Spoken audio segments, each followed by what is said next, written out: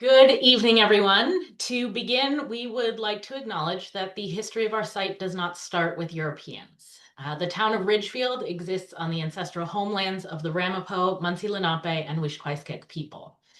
They were the original stewards of this land on which Keeler Tavern Museum and History Center stands today, and we thank them for their strength and their resilience in stewarding this land, and we hope to continue their legacy of protecting this site and its history. Welcome to Taproom Tastings, a virtual conversation about historic trends in food, drink, and culture. I am Catherine Prescott, Chief Curator here at Keeler Tavern Museum and History Center in Ridgefield, Connecticut. And I'm streaming, as always, from our 18th century tavern's tap room. My co-host is Mary Saltis Autominelli, Executive Director at the Hendrick I Lott House in Brooklyn, New York. And as always, we'd love to hear from you as well. So we welcome comments and questions in the chat at any time during the program. No need to wait until the end. So at any time. And this is our final program of season 5. And tonight we are exploring health and wellness in the 19th century, mostly as it's related to food. Food has always been connected to the health and wellness of the human body. It's been used as medicine, as an explanation for illness, all sorts of ways. And what we eat and how we eat it has been connected not only to personal health, but societal health, as we'll talk about tonight. And the United States went through dramatic social and economic upheavals throughout the 19th century. And amidst all that chaos, people turned to food to define what it meant to be American and to try and diagnose problems they felt ailed the nation. And the result was a rise and fall of a plethora of health trends and diet fads, things like patent medicines, vegetarianism, low carb diets, and water cures, just to name a few. So that's kind of what we will start with tonight.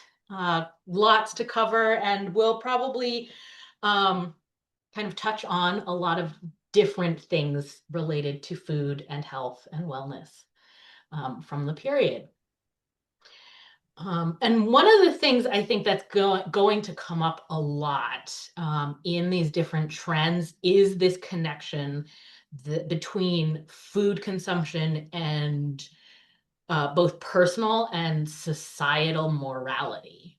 And I don't know about other places in the world, but I know here in the United States, we often do have this idea of that your health is related to like you being a good person, right? If you're a good person, then you're going to be healthy. And there's a lot of that, like a lot of Americans believe this. And that if you're bad, that's why people get sick, is because they're not good people. um, and this is a long standing thing that comes up in a lot of these different health trends that we find. Yeah, I noticed it was this really kind of long-standing path of your health is related to so many different things. And I was interested to see, and we'll talk a little bit more about this because a lot of the health and wellness trends end up being very based in religion and different kind of sects of Christianity that kind of talk about Kellogg and Graham and all those other fun people. And it was kind of like, well, what was the rise of it? And it was just a lot of death, right? The early 1800s, you have cholera, you have measles, mumps, whooping coughs. You have epidemics that are like ravaging cities all during the late 1700s into the early 1800s. And it was this, diets weren't that good: bread, pork, lard, fat, a lot of liquor, and people looking towards science and kind of not getting it. And we'll talk a little bit more about quackery and all of those like pseudosciences that people were pushing of like this will cure all of your ailments. But it was interesting to see how there was this push towards this idea of like you're a good person, you eat well, you become a good like overall general amazing member of society. And all of this was linked to being a good Christian and how you can make sure you were a good Christian, right? It was very important to follow all of these different rules and a lot of the standardized things that we think of today, plus your diet and exercise were all intertwined.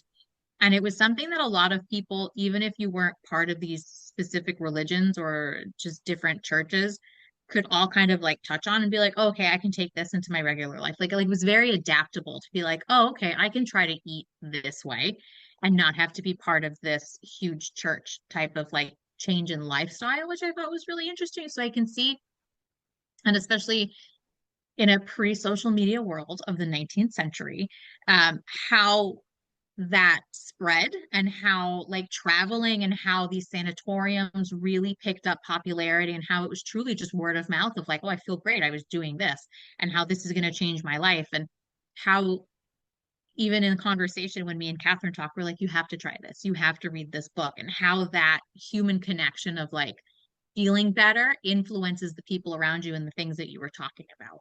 And it was just interesting to also see, I mean, late 18th, early 19th century still has these like medicinal things of like bloodletting that we were thinking about, and people also rejecting that as like modern medicine at the time and being like, there has to be a different way, which is something that you even see today, right? Like you see a lot of people go, there has to be a mix of like natural versus like heavy medicine, and there's debates on that, but I digress. But it was interesting to see like temperance and diet reform and all of these like movements into this. I think it was called, it wasn't the second great awakening, first great Yeah, awakening of some sort. second grade. Yeah, like all of it just kind of like morphing into this, like, oh, I understand why this is happening.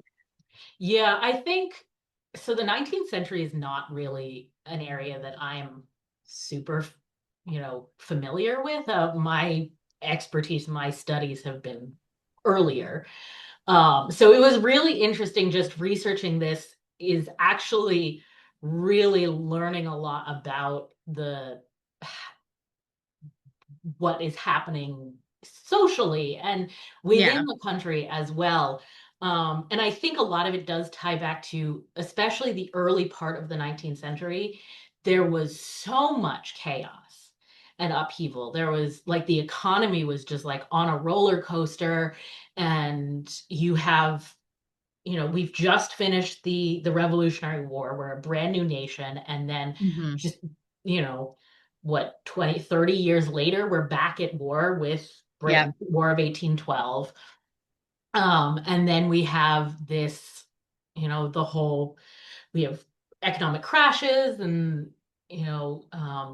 the fight to end slavery that eventually ends up at the Civil War. So this first part of the century, especially, which is when the Second Great Awakening happens, and you have this religious kind of revival and reformation at the same time, um, is all in response to this chaos, because it's all about control, you find out. And a lot of these fads like Grahamism, vegetarianism kind of generally is about self-control, and like Hmm. it's very restrictive. Everything is about, you know, eating less, doing could be, but being in control. And that was a way, when the whole world seems out of your control and that's, you can't Yeah. really affect the world. But you can affect what you eat. You can control that. And so it kind of morphs into this idea of, if I can control what I eat, and I can, make myself a better person through what I'm eating, then that can like transfer into making America better, a better society. Um, and that's why you see a lot of like, what Grahamism is tied in with abolitionism, um, with temperance, and all those other kind of social reform movements as well. Um, and Mary, as you mentioned, I think also a lot of it is this backlash against tradition, what was considered standard medicine, right? And so that's one thing I kind of thought, oh, maybe I should just find out what medical practice was like in the early 19th century. Bad. Yeah. Um, but one of the things I did find, so most medical doctors were still using the Greek classical four humors theory for treating disease, even though the concept of the body had changed. And, you know, scientists and doctors knew that the body is sort of made up of interconnected systems and all that, but they're still treating disease with the four humors method. And so it's not really a wonder that people kind of turn away from standard medicine at the time, Yeah. um, because four humor treatment through the four humors is like bloodletting, purging, laxatives. Those are painful and dangerous practices, right? These heroic um, practices, and they're also costly and out of the reach of most Americans. If you're living in a rural area, medicine, getting treatment by a doctor is going to be even more expensive because you have to pay for him to come out to you. Uh, Hmm. and so, yeah, you definitely see this turn away from tra- kind of traditional medicine and licensed doctors. And actually, one of the things I found both very interesting and slightly terrifying was that uh, medical licensing right after the revolution, um, it was, well, in the Constitution, it's left to the states to license medical doctors, and so they kind of turned to medical societies, which is a descendant of the guild practice of medieval times. Um, and medical societies were often linked with their state's university, right, and university medical school. So you have places like Harvard and Penn Medical School, I think was the first in the country. Um, but in the 1830s, so you start having these like rudimentary and de facto medical licenses issued by medical societies. And in the 1820s, you start getting official licensing from state boards. And then in the 1830s and 1840s, they all go away. Medical licensing is like revoked. They repeal all these laws. Oh God. Um, and the I looked it up. Other than North Carolina, no state had a medical licensing board until like 1876. And it wasn't until like 1912 that all the states had medical licensing boards. Why? It just took that long to like get them back up. North Carolina is the only one that had a medical licensing board before the Civil War. Yeah. I mean, standardizing things takes time. I get it. But I mean, that also like leads into a lot of these like wellness people that we were like the wellness leaders that we were looking into. I can't tell you how many times I saw corrections on just random sources that thought Sylvester Graham was a doctor, right? Like you put yourself in that field. There's also a man who was called like the great masticator who chewed his food 100 times a minute, Oh my who God, was like some doctor, yeah. entrepreneur. And he was considered a doctor and he had no qualifications other than he was like, no, you really need to chew your food. And like, this is how you're going to digest food and lose weight and be the best person that you can be. And people were like, he's a doctor. He's a doctor. And Yeah. it's like, no, he's just a billionaire. Yeah. Well, without an official kind of You can do what you way, want. anybody can call themselves doctor. And this was also, I mean, you see it in other parts of society, this kind of thing, because it's the Jacksonian era of, they call it the era of the common man, right?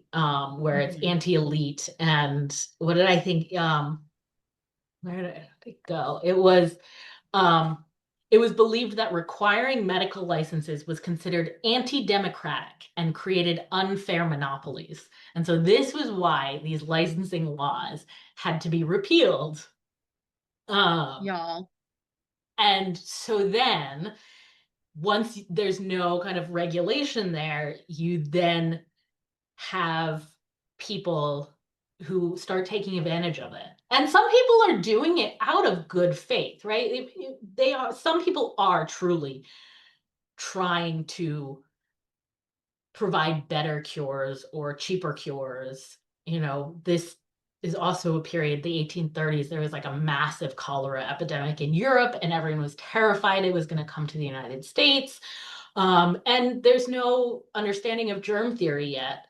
So, understanding how diseases spread is still something. So you definitely do have people who are doing this coming from a good place, but then you also have the grifters and the people who are, We're all on a cycle. Every yeah, time you see a weird wellness trend, I was like, oh, that sounds like something we have today. yeah, Snake oil, quackery and all that other like patent medicine that was rampant in the 19th century. yeah. And the advertisements were beautiful, but it was just kind of like, oh, we can cure every ailment if you just have this like tiny, tiny amount of medication 5 times a week that costs an expensive amount of money. But I swear it'll be fine and we'll fix it. Um, and it was interesting because I was like, well, what did they get away with? Right. So I was trying to, I mean, again, because there's no regulations, there's no like on the back of the bottle what the main ingredient was or anything else like that. And it was, I think I found medical quackery information, which I love saying that word, just an FYI, just rolls off the tongue.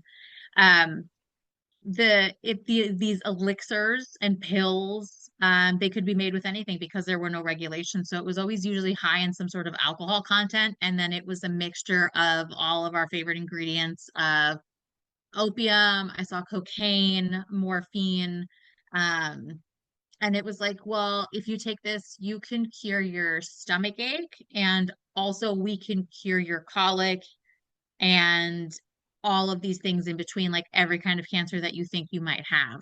Um, it was truly a choice.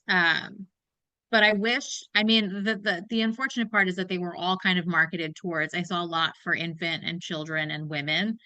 Um, and it was just kind of like, again, and I can say this as a mother with like who had a very small child, of like, I remember that amount of incessant advertising of just trying to get me to buy a product without being like, where did this come from? Has this been tested? Is this third party tested? Is this regulated? Did it go through the FDA? And just like parents looking for remedies for their children when something is wrong and being so desperate to want to take these things. I can't imagine being in that position in the 19th century, being like, of course I'll try this. Um, I have some Yeah, one of the things advertisements. I did find out is women especially were not only a target of patent medicine, but big consumers of it because doctors were mostly men at the time. Hmm. And so with 19th century ideas of propriety, women are not speaking to their doctors very much. They're not, if they're talking about their health, it's often in with euphemisms and things like that. So it's not straightforward. Um, and men have a different understanding of the female body than a woman does. And so a patent medicine that you can order through the mail is, probably something that women are more inclined to do, right? Yeah, you can get rid of your fat with tapeworms. You can take Parker's tonic for great health and strength to restore. I think there's one more. Yeah, teething syrup, and it's like we can also cure your kids' diphtheria. Oh, and then the cocaine, because what's the 19th century talk about health and wellness without additional cocaine? Um, but I loved this one, the Normalettes, because it was the Garden of Health, and so much of what I saw was related to like going back to the purity of the Garden of Eden and that original Adam and Eve, like purity and cleanliness, sanitation that drove so much of these, like the religious fever behind a lot of this wellness. And it was kind of like, oh, they know who the audience is and they're tapping into it. And it's a high five for marketing, but it's also like, this is kind of a grifter. But again, right, like you don't know what's in this. I got this from the American Medical Association archives, and they were like, we can't test it. We don't have anything to prove that it worked, but we know that this might have been the primary ingredient, right? Plant material coated with chalk and sugar. This is why we have things like the FDA today, because like when we talked about dairy and pasteurization of milk, like these are necessary things that need to be tested and have approved and have guidelines for, because and again, there's no proof of death. Like there's no what's the sentence that I'm looking for? Like there's no way to prove that if somebody took this, they would die from it. Like the mortality rate from taking all of these fake medical treatments that you could buy from like the corner store that are still in bodegas and corner stores today. Like you can still go and you can see a revolving door of like weird stuff. And you're just like, oh, that doesn't look good. That doesn't look safe. And I can imagine seeing it, right? Like, because none of this is not happening today, right? Like it's all still happening today.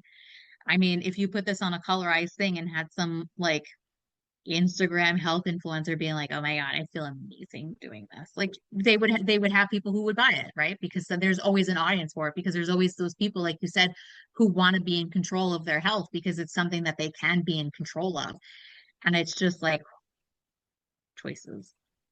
But it's like female diseases is a group, right? Look at this ad: food tonic, constipation, bowels, and liver.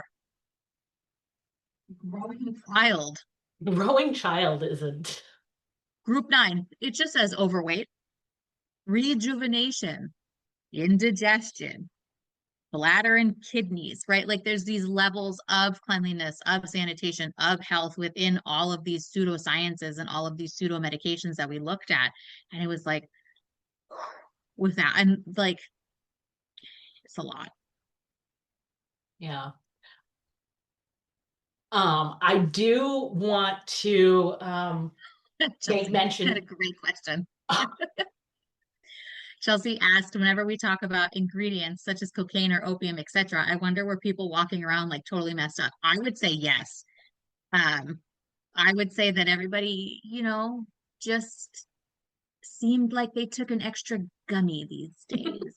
And I say this from the perspective of like, not that they're not now. Yeah, like, listen, I had my emotional support Diet Coke before we started tonight. So like I'm not one to judge, but like I'm thinking of 19th, early 20th century when they would send women away because they were hysteric and all of those like treatments for them. I would imagine it's like everybody mellowed out in a weird way. Yeah, malaise. You see? Yeah, It's always women. Leave us alone. yeah.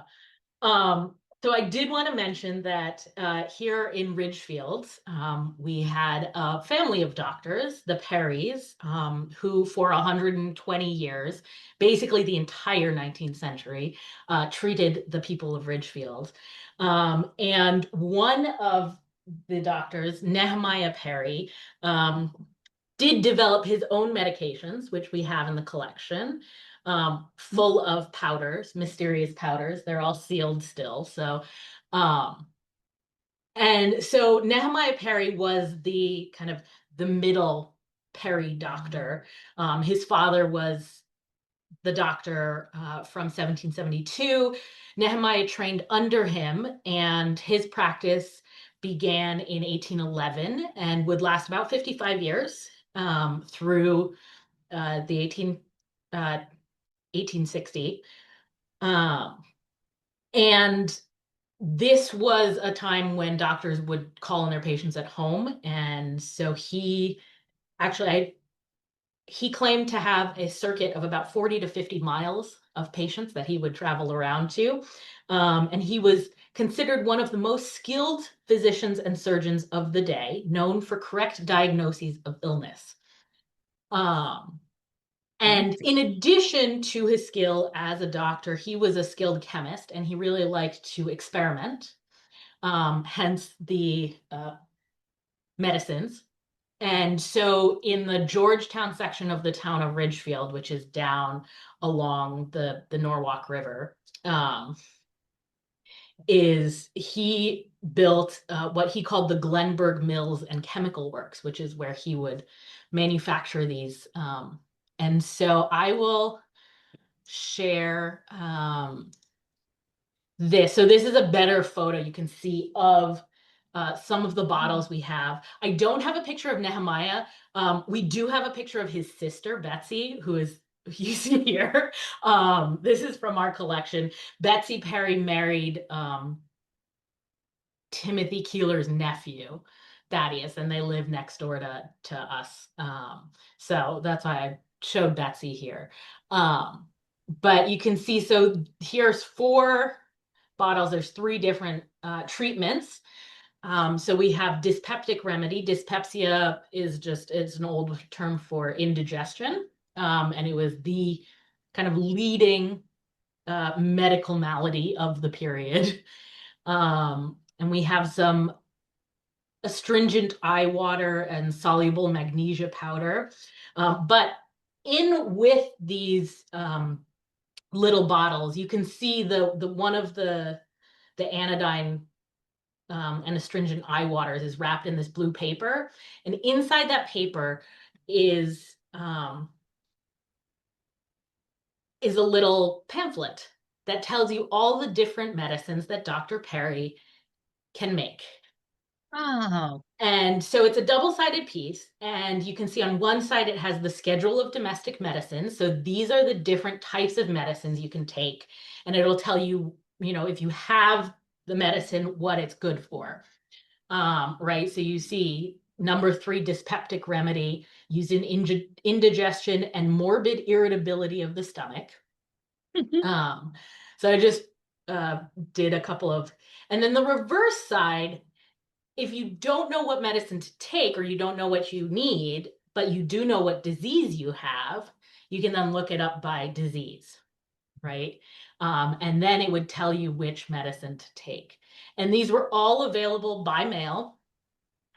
You would write to Dr. Perry and you can see, if we go back, you can see each one, how much it is, 25 cents per bottle. I think he's giving a discount for some of these because it looks like some of them were 50 cents and then he's crossed it out and changed it to 25 cents. uh, those are really cool. yeah. One of the things I just noticed is this dyspeptic remedy is also good for treating epilepsy and neuralgia. Mm. Mm-hmm. Mm-hmm. Um, yeah, so we have those, it was just really interesting that this was, here it's a local doctor, local remedies. I have no idea what's in any of them. Maybe we can have some of these powders tested one day and see what is actually inside the bottles. Um, but That's another thing we cool. have in our collection is a jug of William Radham's microbe killer, which is one of my favorite things in the collection. I love this thing. So William Radham was a German immigrant. He was a gardener and botanist who moved to Austin, Texas in 1882. And he believed that all diseases had a single origin, that they were all caused by the same thing, this microbe. And so that meant that all diseases could be cured by the same thing. And so he developed his microbe killer and published a whole book all about the microbe killer. And you can see on the front of the book, he had the gold stamp on it with him beating up a skeleton. Uh, That's incredible. Is that like a bat that he's holding? It's like a yeah, and spiked it says bat. yeah, it says microbe killer on it. And you That's can see, incredible. so he was really good at marketing, is the thing. And it basically is like, I think they calculated one of his advertisements showed up in a newspaper once every 3 days in Virginia. Um, And and he was in Texas. yeah, he was marketing all over the country. Whoa. And one of the things he did is he used himself as a as kind of proof that this is going to work. He said he cured himself of kidney disease, and he had a before shot and an after shot of him um, in his book. And so he, in the end, uh, he had a lot of shipments taken and destroyed under the federal drug, Pure Food and Drug Act. Oh But no. one of the things, so I did find out exactly what is in William Radham's microbe killer. And it is powdered sulfur, sodium nitrate, manganese oxide, sandalwood, potassium chloride mixed with water and a little wine to give it a light pink color. I love the sandalwood. So yeah, so this one, this jug here, this is our William Radham's microbe killer. And the instructions were to take one wine glass full 4 times a day for any disease of a slow and chronic character, such as consumption, catarrh, rheumatism, cancer, kidney disease, smallpox, or whatever it may be. Take less when improving. So one, or what is it, 3 to 4 wine glasses a day. So you definitely need like a big jug like this. Mm, Microbe killer. Alex asked, was he affiliated with Johnson and Johnson? I don't think so. I I don't think mean, so. Radham was kind of his own, an entity unto himself. But eventually he was shut down. His microbe killer was seized on the grounds of false, exaggerated, and misleading labels. oh my God. Oh, it says J Oh, and J on the ad. Is it it? does say J&J on the ad. I I'm wonder if looking it's at it the Johnson again. and Johnson. Yeah, I'll have to look into that.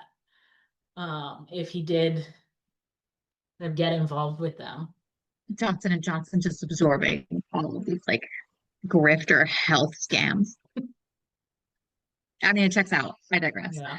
Um, I want to point out that like when we look into all of these people who are when they have faces like this, they're not living very long. Like none of these men that we've showed you have lived into old age. But also like, and we can skip into the religious part of this like health and wellness section that we're talking about of like Sylvester Graham, who is this the like the face of 19th century health and wellness, right? The graham cracker and all that other stuff. He lives a life of vegetarianism and like just plain no drinking, no spices, no none of this, like be a good Christian. He's this very popular preacher of the time. He is like who's like the number one health and wellness person today. I don't know. I digress. But like he lives till 51. Just be a good person. Just be a good person. Um, Sylvester Graham was an interesting man to learn Yeah. about. Well, he was from Mm. Connecticut too. Oh, you guys get to So claim him? That's fun. we get to claim, yeah, Sylvester Graham. He was born in Suffield, Connecticut, which is north, right, kind of in the center of the border between Massachusetts and Connecticut. Um, but yeah, he was a very interesting character. He was a temperance minister, Presbyterian minister, um, one of 17 children. And Mhm. as a boy, he worked in a relative's tavern. And so he often saw the effects of drunkenness. So this kind of developed his um, antipathy towards drink and alcohol. Um, but he also suffered from several health problems.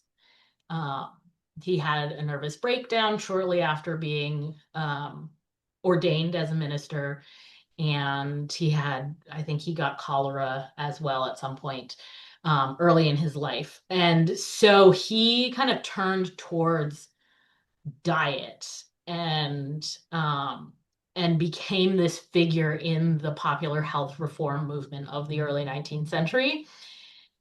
And he basically advocated for drinking pure water, eating a vegetarian diet um, that was kind of anchored by bread made at home from coarsely ground flour and no spices, no other stimulants like sugar or caffeine or tobacco.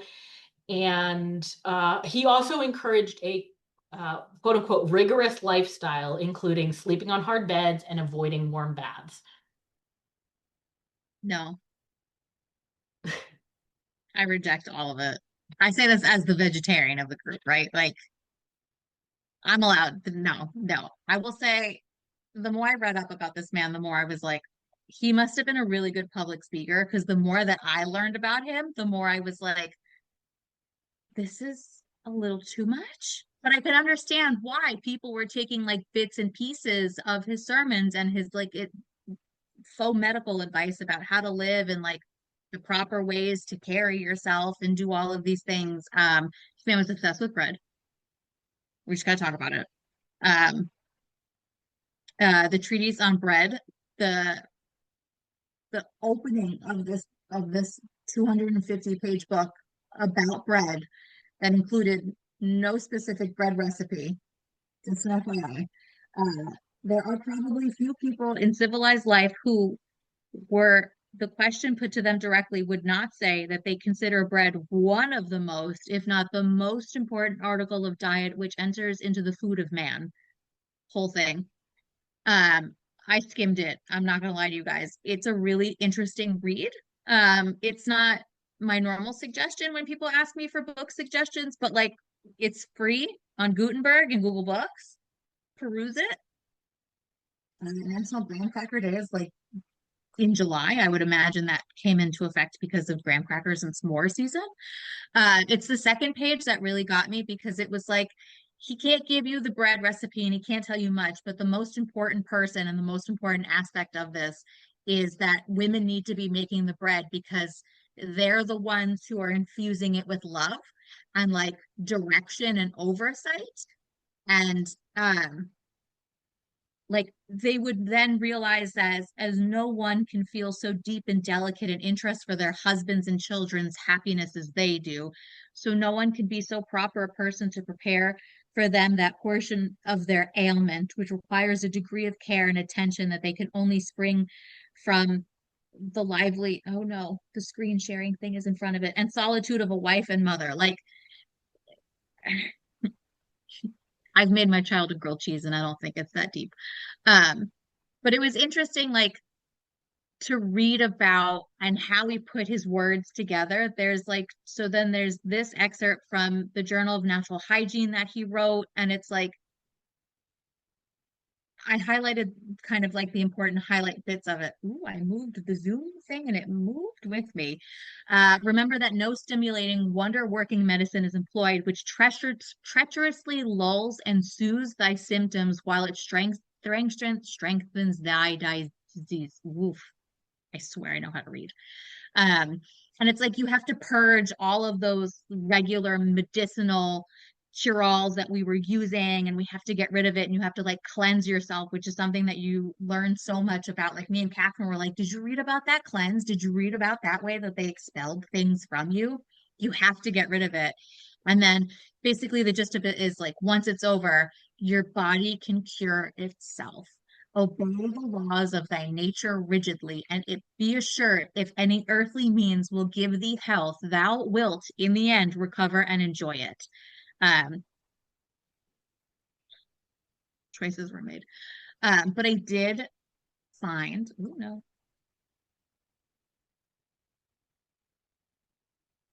sorry. I broke the Zoom on my end. I'm so sorry. Um, I was like, okay, so what's the bread made out of, right? Because we think of graham cracker, we think of graham bread. And it was just so weird to me that, like, and me and Catherine were talking about it earlier because I was like, I can't find one. You'd think he'd endorse one. And she just goes, no, he endorsed none of them. He didn't have a favorite recipe. And I'm like, Yeah, so that was the thing I found about Sylvester Graham is he didn't actually like graham crackers, he didn't invent them. Graham bread, graham flour, it was his followers who yeah, basically working off of the things he described were helpful. They created them and put his name on it. But he never in his lifetime, in his lectures and anything, he never endorsed a specific product. And to be a little bit fair to Sylvester Graham, like refined flour in the 19th century, as we discovered in our bread episode a couple seasons ago, um, was often doctored with contaminants to stretch, the flour. So it often had plaster of Paris or chalk or something like that in it. So, I mean, there's a kernel of truth in this, you know, refined purity of flour is food. not good, Yeah. is unhealthy. But also his description of how you grind flour, like how it's done in mills, and he said that the wheat is tortured. And so what he was advocating was an unsifted, coarsely ground whole wheat, which is what graham crackers are made out of. Um, I just think that the main thing we use graham crackers for is s'mores. And I feel like Sylvester Graham would just be rolling in his grave. If he knew it was a good sweet treat to add chocolate and Yeah. goodness to. Or as the base for a cheesecake, right? Oh yeah, that's a good one. But Grahamism just like took off. Early 19th century, all the social reformers were Grahamites. I tried to find a list of like famous Grahamites. Um, which was an interesting Google search. But names I came up with: Horace Greeley, William Lloyd Garrison, who is an abolitionist, Bronson Alcott, who's Louisa May Alcott's father. He founded the Fruitlands Utopia Commune. Susan B. Anthony, Lucy Stone, Amelia Bloomer were all Grahamites. And then I think the most famous of the Grahamites are John Harvey Kellogg and his brother William Kellogg of Corn Flakes fame, and then C.W. Post, who Yeah, um, of took Corn post Flakes and put a cereals. new name on it. Yeah. I was gonna say, like, it was interesting to learn about Kellogg, first of all. Side note, the weird way I went into eugenics learning about Kellogg. Was not expecting that. Um, but it was interesting to see. So Kellogg heads the sanatorium, the Battle Creek Sanatorium, and it becomes like this day spa. I mean, I would equate it to a day spa. And it's this world-renowned health resort in Battle Creek, Michigan, and it opens in 1866 because Ellen G. White, who was the leader of a Seventh-day Adventist Christian church, settles in the area and she develops a vegetarian community. I learned a lot about vegetarianism, and I was like, okay, it's too much even for me. Um, and it was doing okay, and then she hires Dr. Kellogg to come in and become the like director of it, and it really takes off. And the way that he morphs the sanatorium into this like everyday concept, I think was it's always in the marketing, right? Like it's like how you were looking up all of these famous gramites, right? So it was like touchstones into like, okay, I can get into this because they're eating healthy and we're doing all of these like good for my body things. They had occupational therapy, they had hydro something Hydropathy. therapy, which Thank you. Um, which is emptying yourselves. And like it sounds like a fun way to hang out for the day. And he was able to get in a bunch of famous people. So even though they weren't like heavily into this, they would go. So like President William Howard Taft visited the Sanitarium. Thomas Edison, Amelia Earhart, Charles William Post also went in there because I think he went and I stole some ideas from Kellogg and his brother because they had, what was it called? The Sanitas Food Company came out of this place and they pumped out like 50 to 60 different food concoctions because they realized like ready to eat was also a way to market to people about their beliefs and about a way to like be part of this wellness trend, right? Because it's always about money, like um, and it was like buy our granola, buy all of our granola. Sorry, granola, not granola, granola. And then they had different like because it was like you can buy this and then you can add creams and milks and you can add to it, make this really nutritional meal.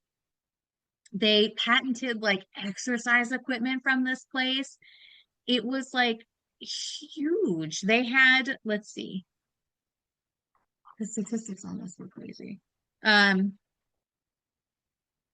in 1828, it was a 14-story addition to the building on top of already, it was a on top of an already 30 building large campus, it feels like. These photos were huge, and there was a fire in the early 1900s, and they were like, that's fine, we'll rebuild it. And it was open until like the 1930s, 1940s. Now it's apartment buildings, so nobody should be surprised when they say something like that. But it was really interesting. And then it was like, think of, we were talking about this earlier of this, we're making all of these strides and discoveries, but at what end? Like at what cost, right? And it was learning about Kellogg being a leader in eugenics and using the sanatorium and using these movements to push these ideas. He organized the first national conference of race betterment held at the sanatorium in 1913, so a little bit out of that 19th century. 400 people came. That's a big number. And then this ends up in the local college. So like they end up offering classes in the university in the 1920s about this. And like he was the guest speaker and the adjunct professor for it. And it was just like, um, but I can show you fun photos of the sanatorium. I don't know how deep we want to go into eugenics today. I would imagine not. Yeah. Let's see. So you can see, I made these into a very weird shape. There we go. Battle Creek Sanatorium. So you can see him speaking on the left in the 1930s, a little bit out of the 19th century health and wellness, but like the magnitude of this place, look at it on the right. It's huge. It's this huge campus. It had thousands of people in it. And I can imagine going up to like a president being like, you should come to this place. It's pretty cool. We can make you feel better. And then, yeah, I think I had more photos, but I will say, like, go to the Center for Adventist. Ooh, what's the rest of it? Got cut off.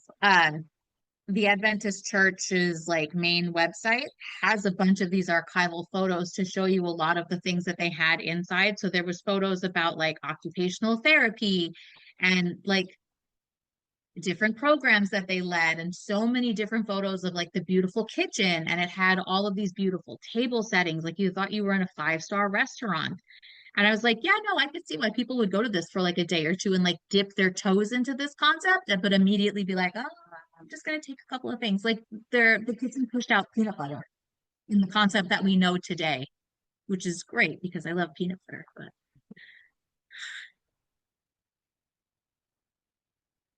So Chelsea asked, did he make connections between health and wellness and eugenics?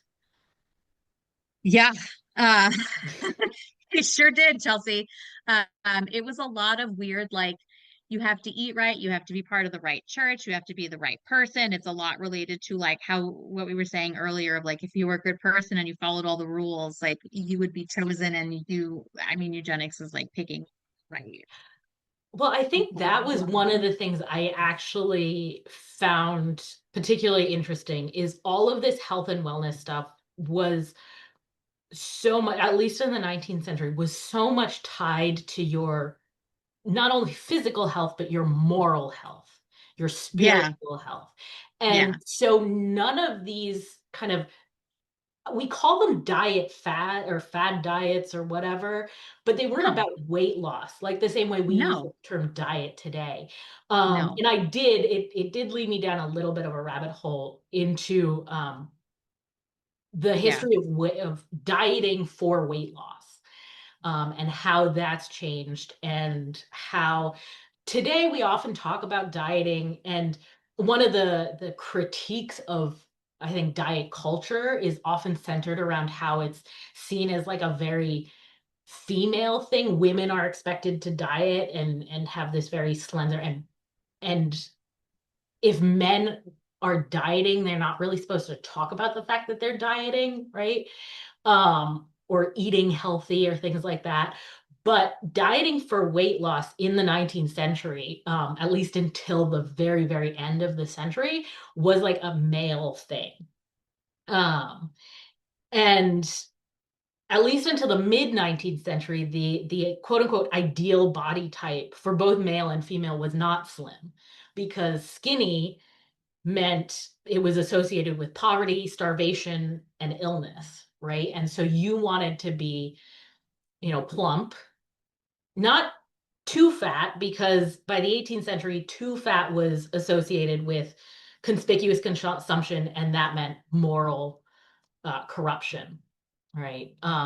But so at that time, kind of being overweight was associated with the nouveau riche, because they didn't have the ingrained control of the born wealthy, to be able to, like, so the nouveau riche, they overindulged with their new economic power, right? And but there was this kind of ideal body type that was definitely larger than today, than we consider today in today's culture.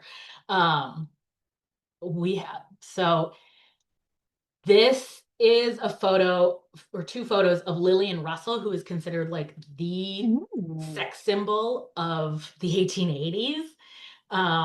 She was an opera singer. She did a lot of like operettas and stuff like that, but she was considered like the sex symbol. And at the height of her career, she was, I believe they said she was over 200 pounds. So you can see it's like a pretty healthy weight. Um, but in the mid 19th century is when you start seeing mostly men start talking about dieting for weight loss, and this shift in what the ideal male physique is supposed to be. And the first, um, where is it? The first popular diet guide with weight loss as the explicit focus was published in 1863. It was called A Letter on Corpulence by William Banting. Banting was a British carpenter who had become very obese and was having difficulties in his life. And one of his doctors um, encouraged him to eat less bread and more meat. And so he lost quite a bit of weight. And so he started advocating for this type of diet. It was a low carb, high protein diet, lots of kind of masculine foods. So lots of red meat, lots of alcohol. Um, and um, William Banting's book was so popular. It was on its fifth edition within 1 year, um, Oh my God. of being published. Yeah. So by 1864, he was on his fifth edition. It was continuously published until 1900. But it was so popular that actually the first term for dieting for weight loss was called banting. So if you were banting, you were trying to lose All weight right. in the diet. Um, and at the same time, um, socially, you're seeing a lot of kind of increased demands from mostly middle class women about increased education, increased political participation. And so people are trying to develop more gender specific ideal body types at the same time. So this is when facial hair becomes really popular as well, because you need to have like your men and your women, because you can't have that in the social sphere anymore, because now everybody's educated and politically aware and things like that. So banting became very popular. It was very much a male thing, at least in public. Women practiced dieting in private. You could see it in some women's magazines, like in the correspondence section, people talking about it. But the first discourse and the first time dieting kind of shifts more towards the female, to becoming like more female focused is in the 1890s, when you have women's rights advocates, suffragists kind of saying, the men are using dieting and exercise to be strong and powerful. And so we need to do the same. So we're going to use diet and exercise to be strong and powerful and show that we have this self-control, that we're the same as men. We can do it the same as men. And dress reformers as well. So this is also at the same time where they're starting to get rid of the corset. However, yeah, we're getting rid of the corset, which slims the waist artificially. But our dresses are still going to focus your view on the waist. So you have to naturally have a slim waist now. Um, and so it's around that time where the ideal female body type goes from a more plumper um, figure, which is supposed to symbolize motherhood and fertility and things like that, to the skinnier um, thing. So I thought that was really interesting. This kind of shift in the 19th, at the end of the 19th century, um, of diet and how diet was perceived in the wider world. Ooh. I do think we should go back to calling it banting, though. I do like that. Makes it sound a little bit more interesting. I feel like we should end with like everybody's bodies are beautiful. You don't have to fit a certain idea. 19th century health and wellness is a little wacky. We don't have to follow it. Like eat what you want in moderation. Please take care of yourself. Science is real. The other thing I did want to mention is learning about the origins of the calorie was very interesting. It was developed by a physicist named Wilbur Atwater, who was a graduate and a professor at Wesleyan University. They're actually very, proud that he's there. But basically, he equates the human body to a steam engine and food to coal. So I just want to remind everybody that the body is not a steam engine. No. Um, so yes, the calorie was developed into creating the most efficient way to fuel the body for the least Ugh. amount of money. Um, and if you look into Atwater's table of calories for various foods, it's very interesting and it's very economics based rather than Y'all, health based. please eat what you want. Be the best that you can be. Take that from all lessons. But yeah, so I think so we're at an hour now. So I hope everyone enjoyed learning a little bit about the health fads of the 19th century. I think one of the notes I wrote in my notebook was time is a flat circle, because I feel like you see a lot of the same types of things coming around again and again. Uh, and I for yeah, and some of the language itself, like I feel like there's certain public Hmm. figures who are saying exactly like the things you were reading from Sylvester Graham or Kellogg. Mhm. You still see nearly word for word. Um, Trust board certified doctors for your health advice.